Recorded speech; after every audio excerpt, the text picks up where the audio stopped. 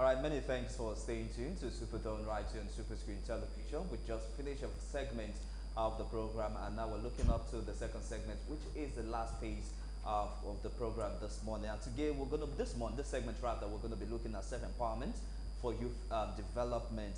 And with us to have a conversation on this aspect of the program, I have here with me Annabelle David, who is an actress, a motivational speaker, and also a life coach. And good to have you. Welcome to Superdome. Thank you so much. You look amazing on your Thank outfit. you. Okay, let's talk about self-empowerment for youth development. What can you say about that? Self-empowerment for the youth. You mean for themselves? Empower the youth towards national development as well. Okay. This issue has always been everywhere, self-empowerment, youth. But the truth is, some persons go out of their way to do that.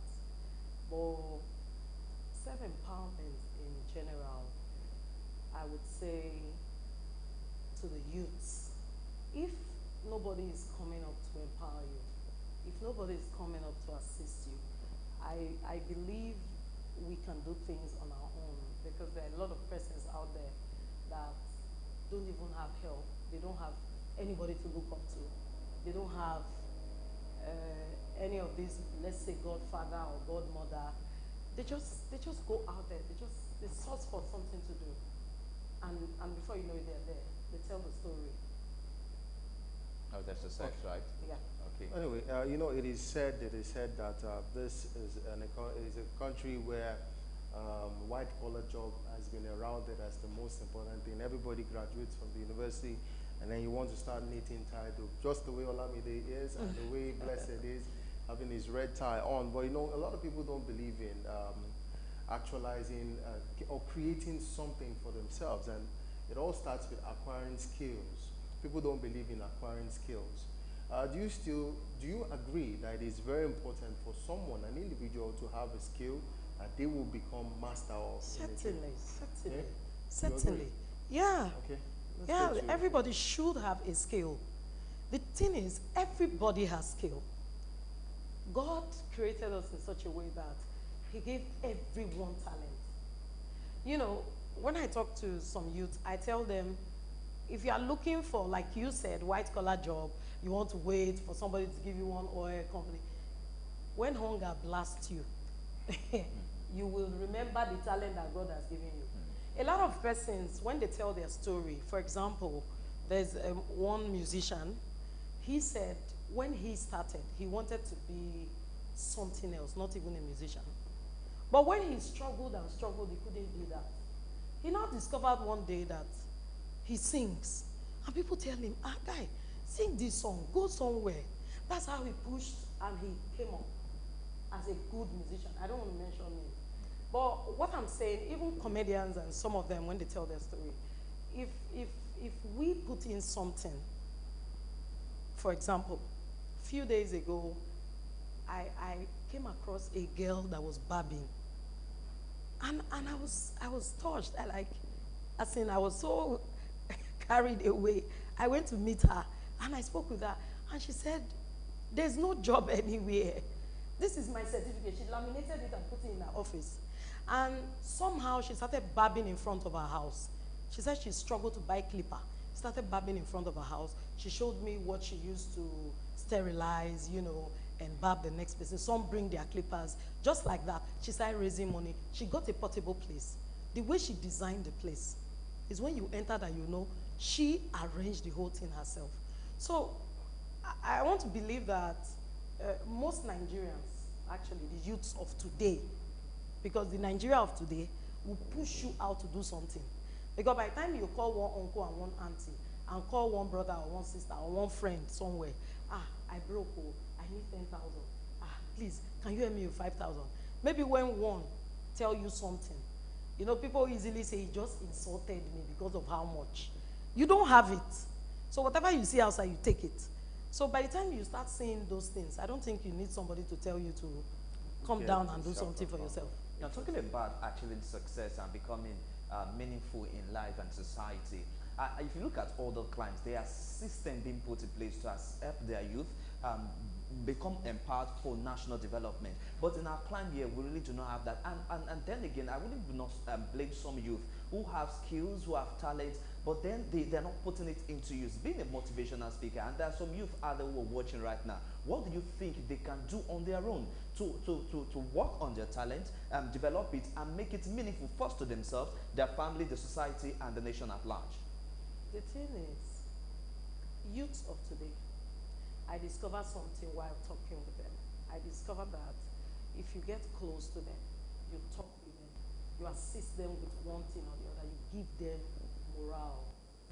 They are pushed to do a lot of things. That's one thing I discovered. Our Nigerian youths are dynamic. They are very pushy. They don't give up easily. They are hardworking. But by the time, like I tell them, when you wait, there's no help anywhere. Start something. For instance, you can sing. Sing in churches. When you get to church, sing. If you don't go to church before, look for one church and go. Somehow, somebody might fish you out. And you have a good voice, sister. I have a studio. I know somebody that has a studio. Do you get? If you cannot sing, there are other things people can do. Some tell me, oh, I wanted to start this little business, but I don't have small money to start. And I'm like, how much? Okay, the one we can do. We just do and they start. You don't need to wait for the way our system is right now. The truth is, it's not like government is not doing something. Government try to reach out to the youths. They won't just come and be knocking their doors. It is some persons they use to get to the youth. But with those persons allow the money to get to the youth. That's the problem. That's the problem. So if the youths can take it upon themselves to do something, not blaming anybody, not blaming Nigeria, blaming the governor, the president, or whatever. Get busy with what you have that God has given you. Because the truth is, there are some persons that don't have parents. They don't have anything. What would they do if you sit down and fold hands and start complaining? Somebody started with puff puff. She told me she can do puff puff. I said, are you serious? We bought the palm. She's doing well. She has a big, she called me one day, and I was shocked. So that person now, from there, she told me that what ordinarily has been her desire, that she wants to raise money to start it. And I was so impressed. So the thing is, we survive anywhere and anytime. So we should get more pushy. Don't wait for anybody. The way the country is, you don't need to wait for anybody. You don't need to wait for even your parents, because they too have a lot of things to do. So that's my take. Okay, we've heard this statement, like lazy Nigerian youths. Do you subscribe to the views that we have, lazy Nigerian youths are not lazy. I want to believe that when President said that, maybe it was, I want to say it was just a mistake, because Nigerian youths, they are not lazy. And I'm about to hold you up. Good morning. Good morning. Welcome to Superdawn. Yeah, my condition this morning that we are talking about the youth of today, not to talk about the youth of tomorrow. And then we should not leave everything for the youth by themselves. Government can try a little bit by introducing technical work in both secondary school and from primary school to secondary school. Introduce carpentry, plumbing, electrical things, and all those things in primary school and secondary school. So that even if after school there is no college job for them, they can establish on themselves. This is what the Basaya did in 1996-97. And today, those things are not there anymore. Thank you. Thank you Thank you so much, Ayo, for your contribution. Okay, you know what Ayo said there? Ayo said the government can also play their part. But looking at the efforts the government have put in so far, would you say that they're showing concern about the youth in their policies and creation of empowerment opportunities, vocational schools for youths and those where they can actually learn crafts and trade? Do you think the government are doing their part in helping the youth?